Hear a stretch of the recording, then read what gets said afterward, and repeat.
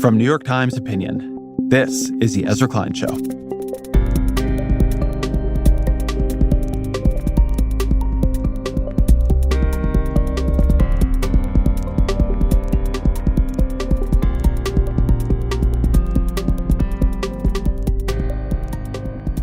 So the book I'm writing is about why it's become so hard for Democrats to build in the places where they govern.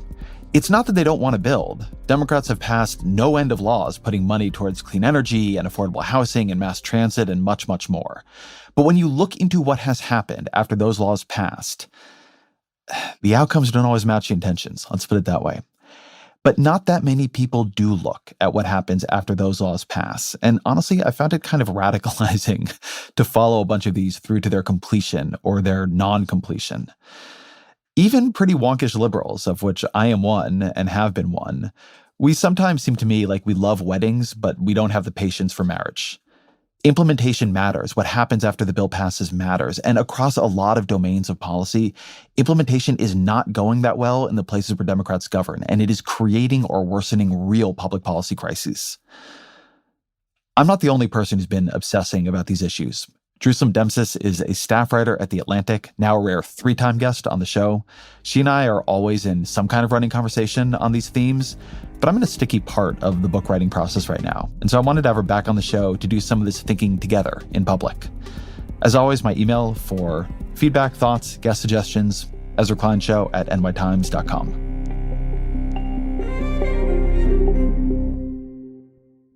Demsas, welcome to the show. Thanks for having me. I've been thinking about this piece you wrote a while back about this fight to build more housing on an old golf course in Denver, Colorado. And the way that what came next complicates this question of what we mean when we talk about the government, or who we mean when we talk about the people or what they believe. So can you walk me through what happened there? So there's a golf course in this neighborhood in Denver called Park Hill. And in 1997, Denver paid the owners of the golf course $2 million to put a conservation easement on the property, which means that it would limit what you could actually do with it. And then decades later, a development company bought the defunct golf course for like $24 million and wanted to redevelop it into housing and some commercial space as well. And there is a very contentious battle of whether or not to actually redevelop this into more housing. And the measure loses by like a significant margin. I think it's like nearly 20 points. But it's weird because those same voters, almost 250,000 Denver voters, supported Jared Polis in the 2022 election. And Jared Polis has made increasing housing supply a core part of his campaign strategy. And then that year also, 1.3 million Coloradans voted to dedicate hundreds of millions of dollars to increasing affordable housing in Denver proper. So I say all that because the same people, right, are ostensibly voting at different levels of government for things that seem contradictory. But I think the real thing that's going on here is that people, when they're asked questions at different levels of government, they respond with different parts of themselves. When you're asked, hi, would you like to solve this problem of the housing crisis? I recognize that you're upset about this. We need to have a solution. I'm a governor who's going to attract this solution with pragmatism. They say, yes, I like this. I want you as my representative in order to solve this problem. I don't want to get into the minutia because I'm not, a city planner or whatever. I want you to solve it. Versus when they look at the local level, the only thing they're asked is yes or no, should you develop this, right? They're not asked, do you want to solve the housing crisis? They're asked, like, all things equal, because what is a few thousand homes really going to do for the housing crisis? Not very much. Would you want this to change? And they're like, all things equal, I'd like to say the same, because you're asking them a different question. How do we define the people really depends on the venue in which we're meeting them, right? Because if you think about yourself too, like, it depends what you're being asked, what you're willing to give up. There's a principle believed by many people, sometimes believed by me, that the government that is nearest to the people is the best level of government at which to act. Because that is where you get the closest match between representation and democracy. A lot of your work has begun to pick at this question of localism and pick at this question of whether or not that is actually true, or at least what is lost when we act that way. So talk a bit about that dimension of it.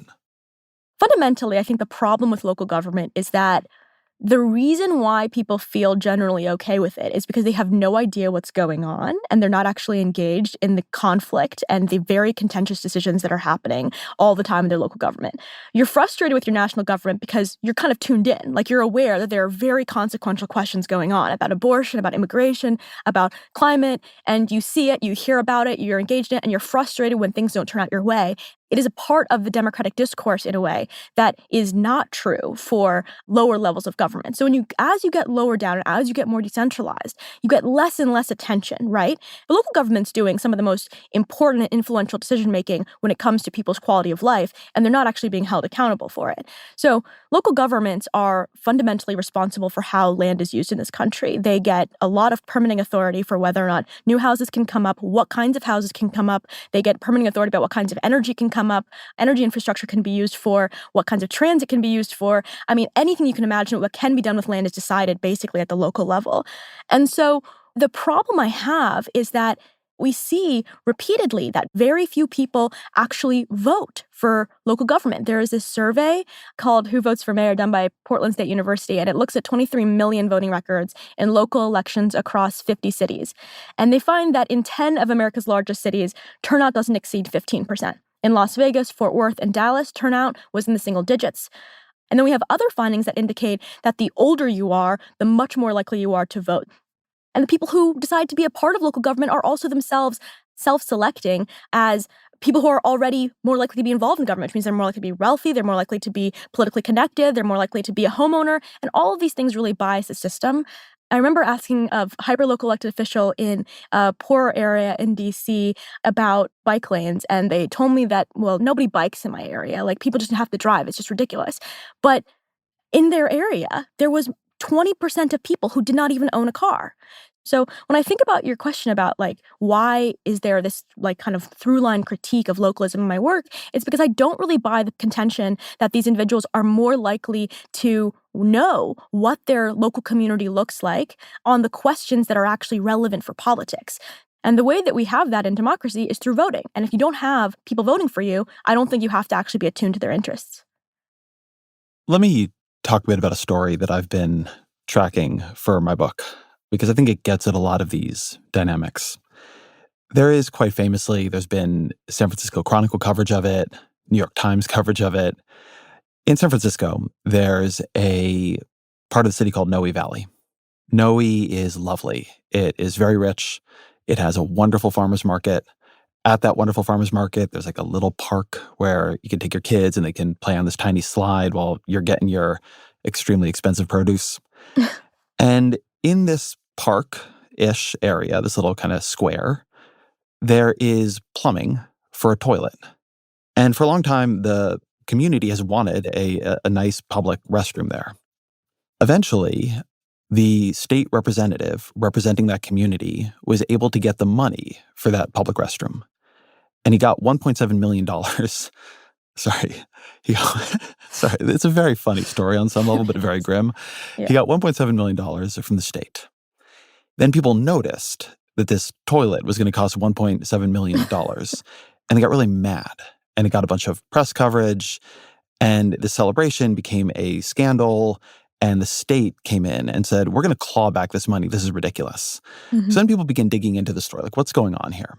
The representative who gets the money says, look, I know this is ridiculous. I know this costs too much money.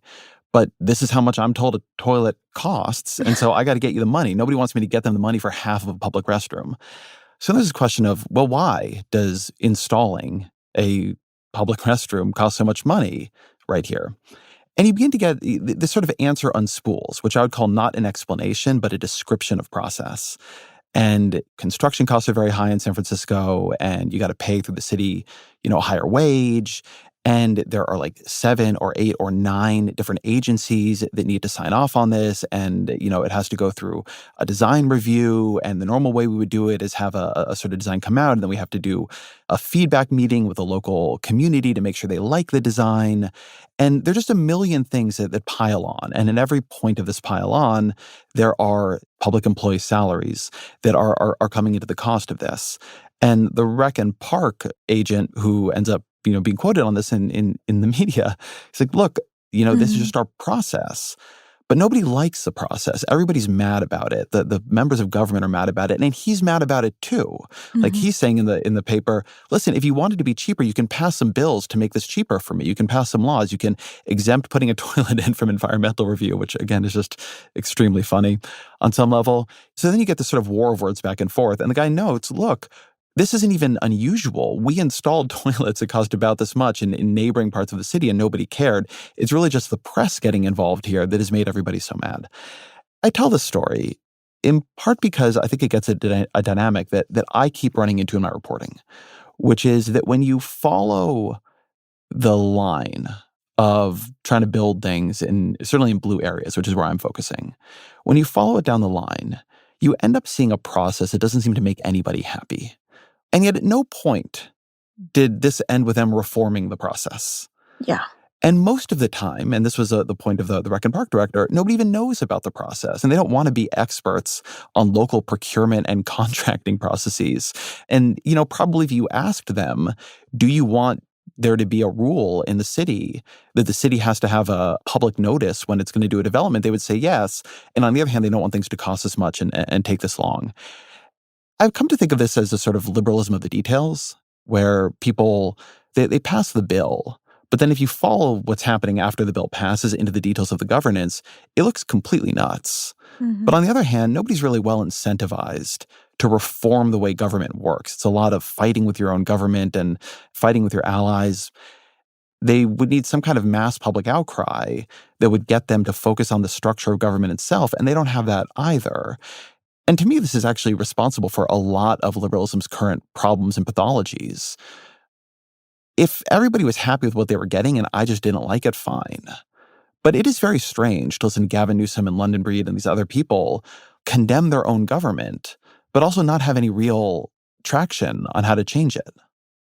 Yeah, I think that the problem here, right, is that, and the reason why this has been so prevalent in blue areas, as you said, is because the coalition of the Democratic Party has so many individual groups with varying concerns, none of which constitute a majority. So you have people who are really focused on the environment, people who are really focused on immigration, people who are really focused on labor, people who are really focused on women's rights. I mean, the list goes on.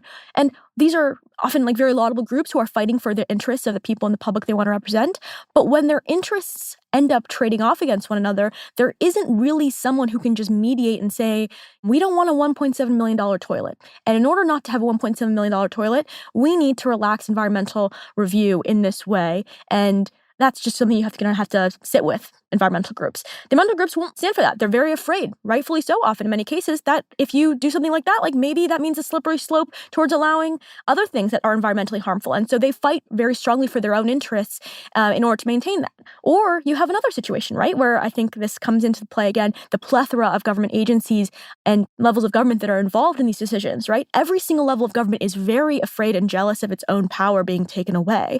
They're worried that, okay, if we lose control over this now, what if there's a future situation, maybe not about this toilet, but about something else where we will need this veto power, right? And of course, every individual feels like, well, my office is pretty efficient. It's the other guys that are the problem, right? So you have this endemic issue then, right, where they have so many points in the process where you have the opportunity to delay and pause, and no points in the process where everyone's trying to rev up, even though every individual in this could be, the most publicly minded, most publicly oriented person who's trying to do the right thing. There's no way to go through dozens of agencies to require detailed review, to create all of these processes for public input without taking up the kind of time that would then run up the cost of any project. And so I think that is a real problem for blue areas because regulations are costly, and they can be costly for good things. There are a lot of regulations that have saved so many countless lives. But if we can't actually do an accounting of which ones are worth the cost for individual types of projects, if we can't do an accounting of which ones we need to keep, then you're going to end up with everything costing so much money, with everything taking so much time, and you lose out on a lot of the equity gains that you're trying to get by maintaining this power.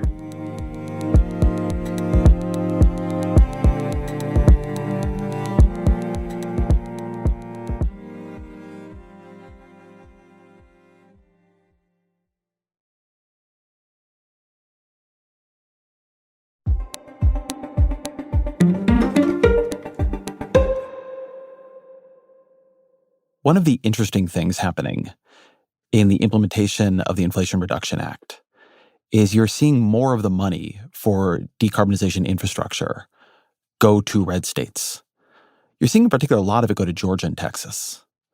And Texas has a very anti-renewable streak in it right now. There are a lot of bills and regulations being proposed to make it harder to build renewable energy in the state. And at the same time, because it is so damn easy to build things in Texas, more renewable infrastructure is being built there. Defaults are really important. And so, in a lot of my work around this sort of liberalism that builds set of issues, I've come to understand like the basic issue is like the problem in the blue states is the default is set to make things hard, even when the politics want to make it easy. It's a very strange way to watch government playing out, and I think it often offends a lot of our ideological intuitions. But when you see it enough, you gotta at some point be like, there's a real problem here. I think a good example of this is in Pennsylvania when there was the I-95 catastrophe last year, and they had to stop traffic on one of the highest arterial interstates in the country. Governor Josh Shapiro, a Democrat in a purple state, he relaxed and paused a ton of different types of regulations and said, we're going to streamline this extremely quickly and we're going to get this built. And it took 12 days to get I-95 back and operational. And so I think this tells us something important. It tells us a couple of things. One is that when the person who is responsible for a salient catastrophe is actually empowered to wade through the morass of regulations and different bodies to get something done, they can. That means we have the capacity to get something done when it's important to us. This is most obviously happening in the housing space, right? Where you have tons and tons of regulations that have been behind the scenes for a really long time, doing a lot of work to prevent the construction of much needed housing. And people got really, really mad about that outcome. They got really, really mad about high housing costs. They got really, really mad about the fact that their kids can't live near them. They got very angry about how homeownership was really out of grasp. They watched homelessness spike out of control in many of these urban areas. And that pressure caused government to have to respond. And it's caused them to have to respond in a way that is addressing, in some places, many of the very minutiae that we're talking about here. In Montana, after COVID-19 caused a lot of people to move to the state, spiking home prices, you had the Republican governor and Republican legislature address the problem. In Colorado, as I talked about, Jared Polis is trying to do this. In California, where it has been multiple reforms, and I think often unnoticed, is in Washington State, which is a liberal state, where Jay Inslee and a coalition of folks in the legislature have worked very hard to try to undo bit by bit these regulations that are stopping the construction of affordable housing. I think, of course, it's notable that red states have been able to take the largest steps the most quickly. I think Montana is a really good example of that. But at the same time, I do think that the problem is bigger in blue states. There are more expensive cities. There's been more people in these places for longer. It's only now that we're seeing a lot of growth heading towards like the Southwest and the South in general, where you have these red states having to confront these problems in a way that they haven't had to do for decades. So I think there's a lot of like correct criticism that I and other people level at blue governments. But at the same time, I do think that even though Republicans have had a sort of more lax approach towards permitting and towards a regulation, they also haven't had to deal with the problem. I'm delighted you brought up I-95 in Pennsylvania, because I've been doing a lot of reporting on that for the book, actually. And it's an interesting, I think, case for us to spend a couple minutes on. So I spent some time talking to Mike Carroll, who's the Secretary of Transportation there, and just going through what actually happened and what they did. And you mentioned that Governor Shapiro was able to relax and pause a bunch of rules. What he's able to do was declare a state of emergency. There had been a tanker with more than 8,000 gallons of fuel. It overturned, it set on fire, and then the bridge above it collapsed. And in declaring that state of emergency, the normal procurement rules, the normal contracting rules, the normal going out for comment rules, the normal ways you might sue or have to do environmental review, all of that got swept away. So Mike Carroll told me that he got the call that this had happened. He makes his way to the bridge as fast as he can. And not far from him are two contractors who are already doing work in that area. And basically, by the day's end, he has chosen these two contractors to manage the demolition and the rebuild. And he can only do that because all this got waived. I said, how long would that have normally taken you? And he said to me that the normal way, and here I'm quoting him, So in a traditional delivery of a project, it'd be months. We'd hire a consultant to design it. We need final design approved by the Federal Highway Administration. Then there'd be bidding from interested contractors. Then we'd process the bids. Then we'd issue a contract. So that would be 12 to 24 months. And he said that is probably an underestimate because you'd have to do a bunch of things before you got to that point in the process to even get the process off of the ground. And it's not like they threw everything out the door. They used union labor to rebuild this. They had union labor going 24 hours a day, which would not normally be allowed. But again, under the emergency rules, it was allowed. And so it was not just a huge victory for Shapiro, making him quite popular or even more popular than he was. It was also a big victory for union labor in Pennsylvania, which it was this great object lesson that, the government and the unions can do this amazing thing super fast. Now, on the other hand, to make the case for process, you can really imagine how in government, and given our history or look at any other country's history with government, if you don't have pretty rigid rules on who you hire and how, it becomes patronage. It becomes corruption, right? People get elected and they give money to their friends and their friends give them money to get elected. And then you have a corrupt political system. Like, who would get contracts in a Trump administration if the government he ran could give it to whomever he wanted with no review and no rules? And on the other hand, if everybody's so happy about how this I-95 rebuild went, and Shapiro is happy about it, and Joe Biden said he did an amazing job, and the Biden administration is very happy to tout their role in it. If our emergency processes on some level are better than our default processes, isn't that a problem? I think that that's something that we have not done in a while, is think about the cost of what these processes add and whether they're worth paying, right? A lot of these regulations came out of a desire to make sure that the process was equitable. And then when we see that the process gets slowed down, there's also a cost, and that cost is disproportionately borne by the populations that we are often most concerned about.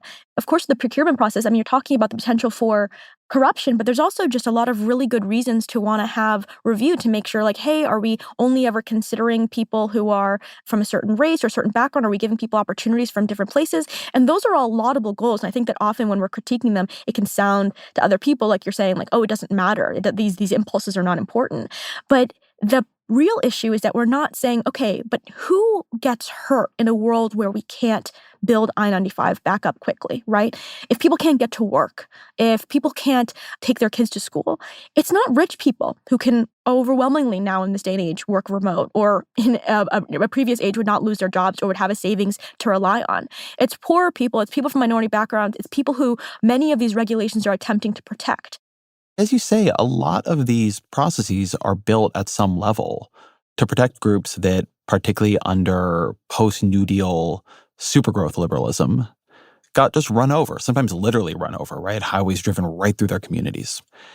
And then this sort of whole infrastructure of, I don't know if you want to call it anti-growth liberalism or new left liberalism or something, but it emerges in the 60s, the 70s, the 80s, and grows through to today, where you have all these groups that are using these laws, environmental laws, procurement laws, other things, to stop really bad abuses from happening. And so now these groups, this is the thing they have that gives them their reason for existing. This is where their power comes from. So I think this raises two questions. One is this question of who do these groups represent? Because, when the California government or the federal government thinks about what are we doing for environmental justice, that doesn't mean they're putting together in a room a bunch of people who live in super disadvantaged communities. It means they're putting together in a room a bunch of people who run environmental justice groups. But then the other question that I think it raises is a sort of macro-micro problem here, right? You were getting at it earlier in Denver. You might want, in order to stop bad developments, to run everything on a project-by-project basis. If you believe the inability to develop quickly is harming people overall, you might want to change the default, even though that gives you more individually bad projects, but you get more housing overall, and that makes houses cheaper, helps abate homelessness, whatever. And those two things actually do conflict, right? The tension here is a real tension. Yeah. So on your first question, the government wants to know, what does the Black community want? And they say, like, well, what are the groups that represent the Black community? So maybe we'll go to the NAACP. Or they say, well, we want to learn about environmental justice communities. So they'll go to the groups that have organized themselves to speak on behalf of that issue. And you have this question of, okay, like, is it true that the people in environmental justice communities have actually lent their voice to these organizations? And it's a very hard question to suss out because I think that many organizations now, and this is coming out of political scientist Theda Skocpol, has research on this called that talks about what has happened to nonprofits from membership to management. So we used to kind of be members of these large-scale organizations, and now it's sort of like maybe I'll send $20 to the Sierra Club every month, but I'm not really paying attention to what they're doing. I just get a calendar at the end of the year. And so that change in how people interact with these organizations that happened for various reasons lends some kind of skepticism to saying, like you're saying that you speak for this group. What's your proof of that? And so I think it's hard because it's not a question of like, oh, do I think these groups are acting in bad faith? Because, I mean, what if you just can't get those groups to vote? Like, what if you can't actually reach all those people? What if it costs way too much money to canvass? So should no one speak for them in that case? That feels wrong. But then again, it feels wrong to have a group saying, hey, I'm speaking for this group, but actually I have not even talked to even a tenth of the members of it. And so I think that is a very difficult problem. I think it can be solved in a few ways. I think one is that groups should then be held to a high standard of proving their claims rather than just leaning on representational authority. And what I mean by that is, if I am someone who has like a poll and I say like, well, I know that 70% of people agree with this statement, so that's why we should do it. That's like one type of democratic claim. The second type is saying like, hey, we did the research. Here are some arguments why I believe it is best for this group in order for us to pass policy X. Those are two different arguments. That does not rest on whether or not people agree with you. It's just saying, I think it's better for them based on these measures, based on this research, based on these arguments. And so I think we should, really default more towards the second when we don't have evidence that the first is actually happening. And then on your second question about kind of the macro-micro problem, many of the biggest successes of the environmental movement, when we're talking about acid rain or you're talking about DDT and even lead remediation, these are situations where the environmental movement set specific standards and said, we need to stop this thing from happening. They just said, like, this is bad. We need to stop it. Here's a standard for which everyone is going to be held across the board. It doesn't matter. That's just the rule now. And that's very different than, like, let's examine each one and look at it holistically and decide whether or not it's good or not. It's just setting a specific rule. And when I talk to developers, they often tell me that they're less interested even in really loosening and making it easier to build more housing or even to build different kinds of renewable energy. They just want a consistent set of rules that they can just follow. Because when these groups have certainty about how the system works, when it's clear that it's not going to come to the discretion of some random agency here or some bureaucrat there, and you don't have to worry that like one person's public input or a group claiming to speak for some other community is going to come in and then derail the whole thing, then you can say, okay, we're going to try and we're going to be able to build a lot more things much more quickly. So I think that standards should just be the focus of future regulatory changes in this space. Well, this also gets to a way that liberalism in America, and actually just government in America, works differently and is held accountable differently than it is in other countries we think of as peers, like Western European countries and Canada, which is a lot more of how this works in America is by lawsuit. Mm-hmm. Here we have a lot of legislation at the both state and federal level where the enforcement mechanism is we have given private or local groups or people a clear pathway to suing the government. And that creates very different dynamics. Yeah, so in 1970, the National Environmental Policy Act is passed, NEPA. Then a bunch of state versions of that get passed as well. And it basically is a very short bill. And all it says is that the government basically needs to account for all the potential environmental harms before it approves of a project. And at the time, it was thought of all you have to do is look at this project that you're going to approve or this government action that you're going to do. Let's spend a little bit of time thinking about whether this is harmful, maybe adjust some things, and then move forward.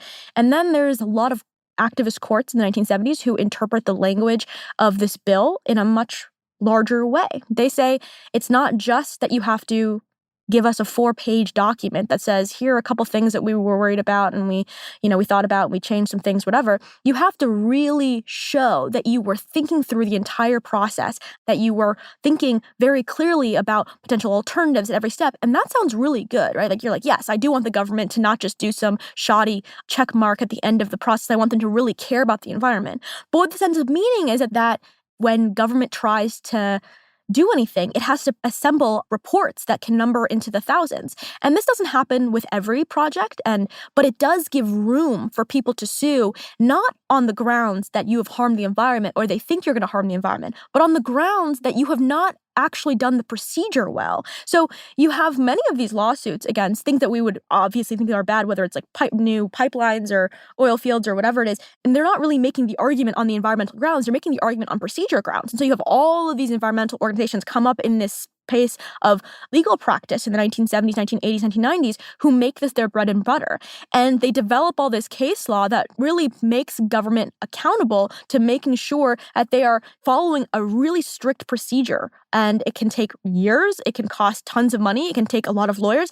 And so I do think that the legal system here plays a huge role, but at the same time, it would be very possible for legislatures to say, this is not what we meant for you to do. We did not mean to hamper government to this extent. We're going to reform what this legislation is saying to make it clear what the parameters are and make it clear who's allowed to sue and under what conditions. And so this is something that happened, in Minnesota State House. They're trying to reform one of their state environmental statutes, MIRA, the Minnesota Environmental Rights Act, in order to make sure it doesn't allow for some of these lawsuits to come about that can often not be focused on environmental concerns, but using the procedural aspect of environmental litigation in order to get something else done. I was really stunned when I began digging into these laws over the past couple of years to realize that they were about the process by which you build something and what you consider in it, and not showing that the thing you're trying to build is better for the environment than not building it. Congestion pricing in New York City has been held up for quite some time. It's moving forward now. And I ended up talking to a bunch of the players in that. And this was an extraordinary situation where it's a very simple thing. You're just hanging sensors on poles, more or less, in order to charge cars coming in and out of the city. So there are fewer cars. And then you give that money to mass transit. So there's more mass transit. I mean, it's about as purely pro-environmental an approach as you can imagine. And this is like the blue government of New York who's trying to do it, and they're working now with the Biden administration, which also wants to do it. And they end up in this multi-year environmental assessment because they want to make sure they don't get sued. And so they're doing things like, how many cab drivers of color might be displaced by something like this? And it's not even that the considerations are bad considerations, but the fact that it is holding up a very pro-environment piece of legislation that's actually not considered in the thing at all. The fact that the very process you're going through might itself be bad for the environment is nowhere in the analysis. There's also just a very strange version of this in California, to keep going back to that. And Jake Anbender, the historian, has done really fantastic work on this. But in California, they passed CEQA, the California Environmental Quality Act, based on the national version, NEPA. And when they pass it, nobody thinks it's a big deal. I mean, this is passing in the heyday of environmental legislation. It doesn't even get a full write-up, a full article in the LA Times. It's signed by Ronald Reagan. Nobody thinks it matters much at all. It's like, yeah, when the state does something, they need to consider the environmental impact of it. But then there's an effort to build a mixed condo and commercial development in Mammoth. And if you know California, Mammoth is the greatest place to snowboard and ski there is. It's beautiful. It's a resort. And this local coalition of homeowners in Mammoth, they sue. And they sue in this very novel way where they go to the courts and say, this needs an environmental impact review. And the assumption is, no, it doesn't. It's not a state or public project. But the California Supreme Court, they reinterpret the law and say, actually, a public project is anything that requires public permits, which almost everything does. And so now the law means something totally different than anybody had initially believed. There's like a complete shutdown in many ways of construction. The state legislature has to pause the law so people can figure out what this means for a little bit. And now that same law has made it much harder to cite housing, much harder to cite clean energy, now people are seeing some problems with it. But it is a kind of crazy situation of how powerful the judicial role often is in this.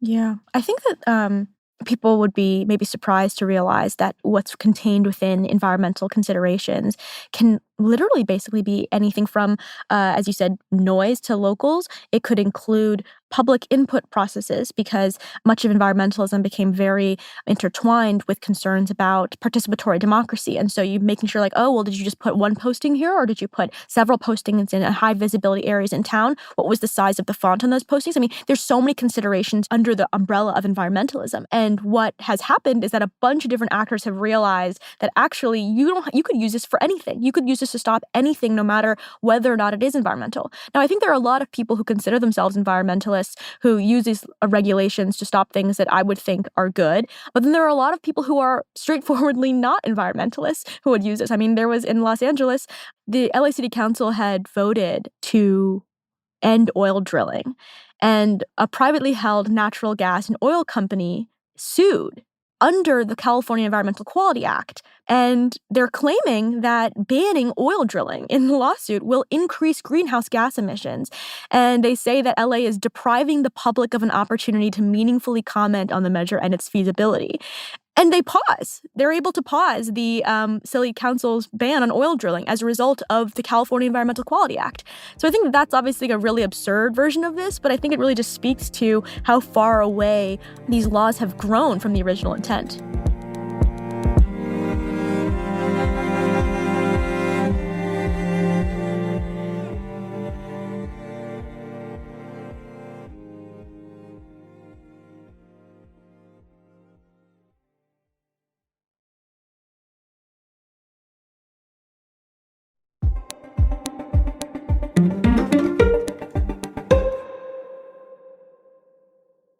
This gets to me to this reality. There are two failure modes for this kind of liberal governance. And one is a failure mode where a law is being used to do something you did not mean for it to do, right? I think the people who passed these laws did not mean to allow the oil drilling company to stop the oil drilling ban. And then there's a failure mode of there's actually a disagreement, like a deep disagreement in liberalism now over what to do. And you talk about this quite a bit in your piece about Minnesota, about this tension in environmentalism between those who are there for conservation and those who are there for the climate crisis. Do you want to talk a bit about that? Yeah, sure. So the Minneapolis 2040 was this larger measure that tried to reshape how Minneapolis would do zoning and land use policy for housing in the future.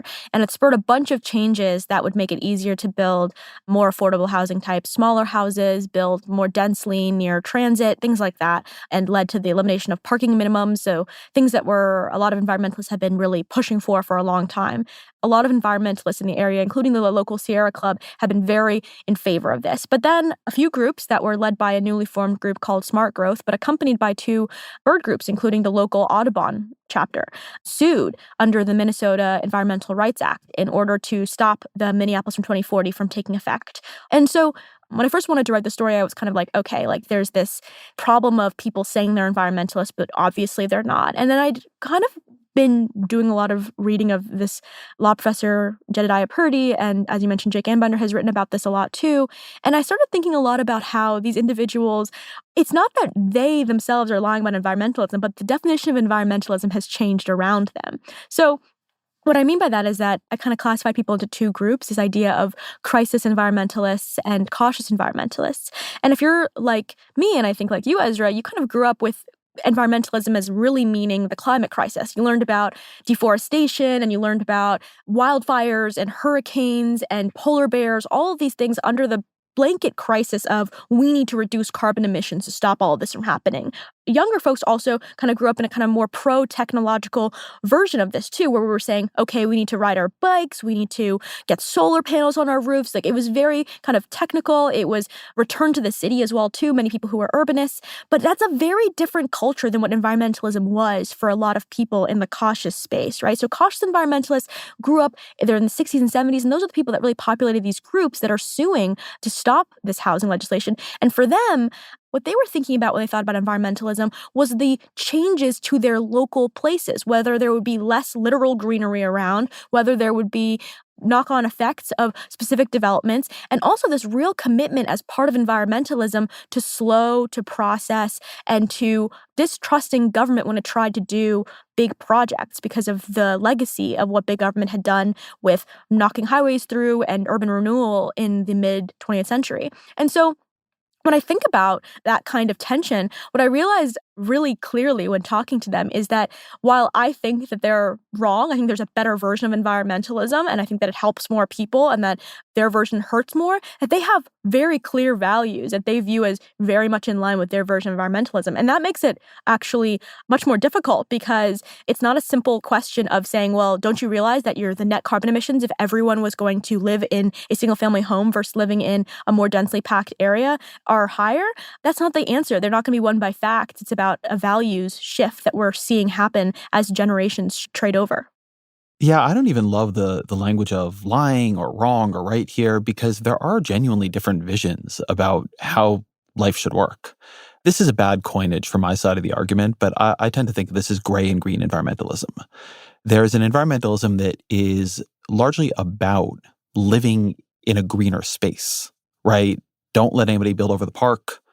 Don't let that much building happen at all. This environmentalism is often associated with fears of overpopulation, right? There's simply too many humans. The humans are consuming too many things. The earth cannot carry this much. Do not let anybody bulldoze these trees. And there's a lot to that, and I am emotionally very sympathetic to it. And then gray environmentalism, the environmentalism of New York City, where the carbon footprint per person is extraordinarily low. If you want to be low carbon, low emissions, what you want to live in is a very large, probably gray building. Not that the building has to be gray, it could be any color, but a lot of them are gray. And the city doesn't feel green at all. The city does not feel like environmentalism. It doesn't feel like living a life in harmony with nature. And there is, I think, a difference of class here. Like, I do think one of the problems is a lot of people want to protect a green life they have been able to afford, but that other people now need to live somewhere, and they don't really have an answer for that. The lifestyles the two sides are thinking of, I think, actually feel like different lives. They live in different houses. I mean, that's also, again, a financial question, but there is a question of values here that I think can't be waved away.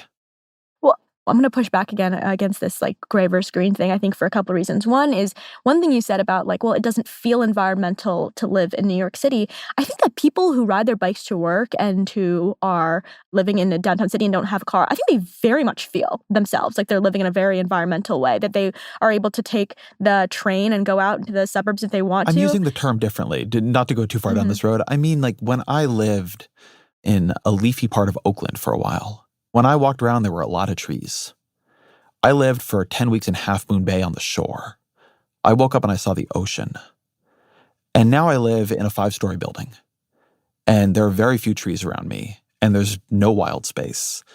I actually do feel like I'm a better environmental citizen now for all those reasons. Mm-hmm. But I don't feel the connection with nature I've felt when I've lived in places that just literally my carbon emissions and my electricity usage were higher.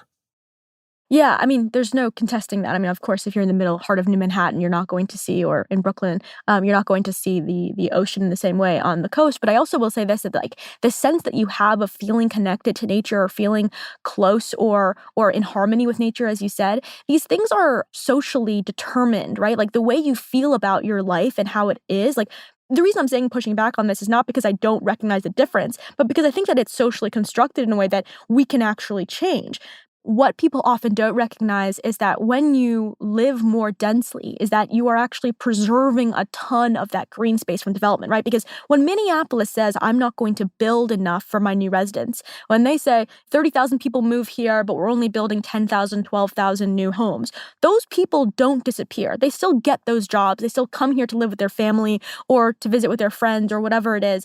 And where they need to stay goes to the outlying counties. They are taking up more and more wetlands or conservation areas that are very local still to these communities. And so that single family home sprawl that exists and has continued to spread in major urban areas is the direct result of not allowing dense infill development to happen in our cities. And so to me, I think it's really interesting because I agree with you. It changes how individuals feel, right? Because if you're someone who is used to having your single family home and you're in Minneapolis and you're seeing all this greenery and all these trees and all these parks around you, and it takes 10 minutes for you to get to this wildlife preserve, and that changes because it becomes a more populated place, maybe your day-to-day feels less what you would call green environmentalism, as you're saying, but your community is actually preserving a ton more of that greenery. So I think there's a lot of contradictions inherent in this that I think are often resolved in a way that it's not logical. It's just sort of like what we all decided it to be.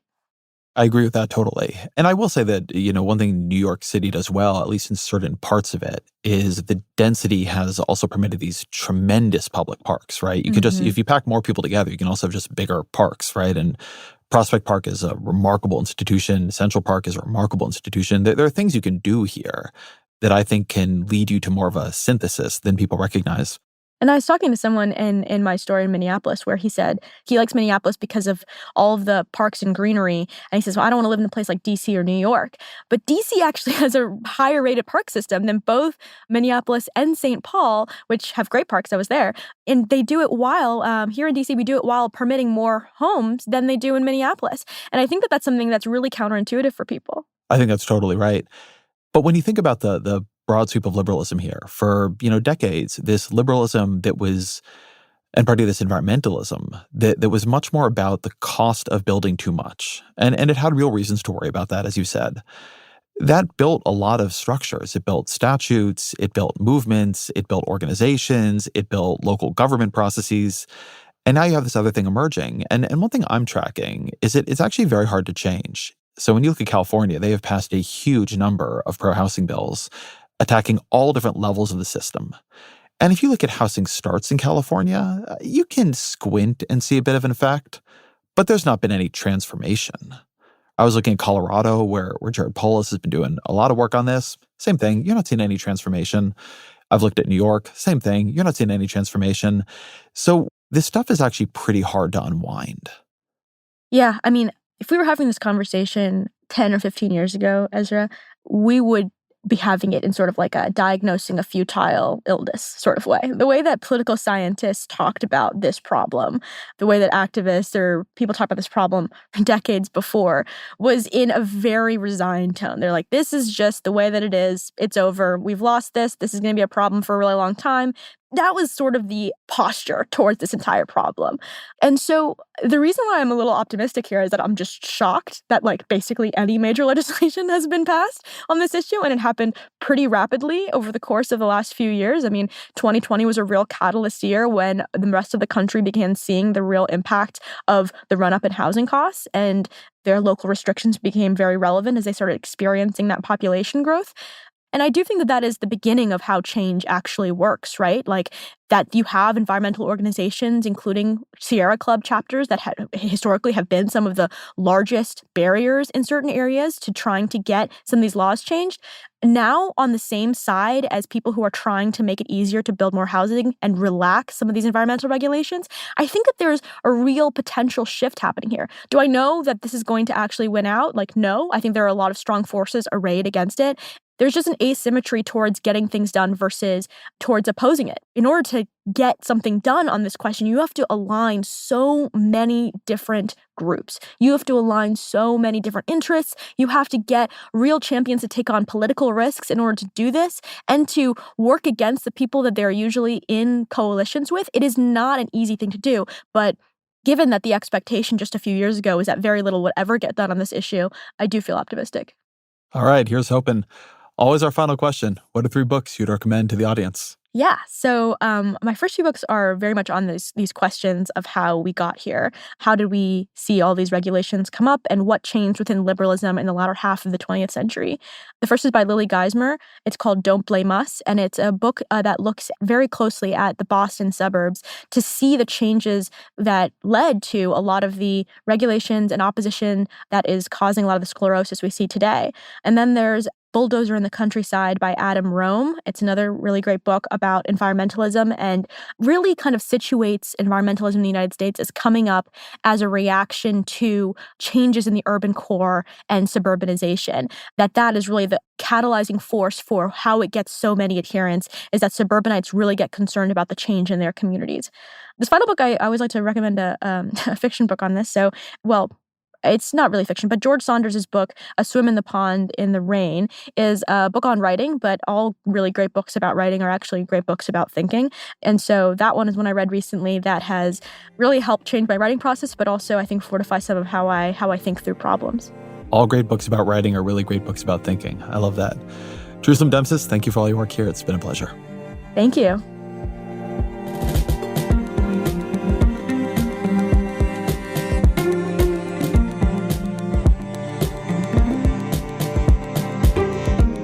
This episode of The Ezra Klein Show is produced by Kristen Lin, fact-checked by Michelle Harris with Kate Sinclair. Our senior engineer is Jeff Geld. Our senior editor is Claire Gordon. The show's production team also includes Annie Galvin, Roland Hu, and Amin Sahota. We have original music by Isaac Jones, audience strategy by Christina Siemielewski and Shannon Busta. The executive producer of New York Times Opinion Audio is Annie Rose Strasser, and special thank you to Sonia Herrera.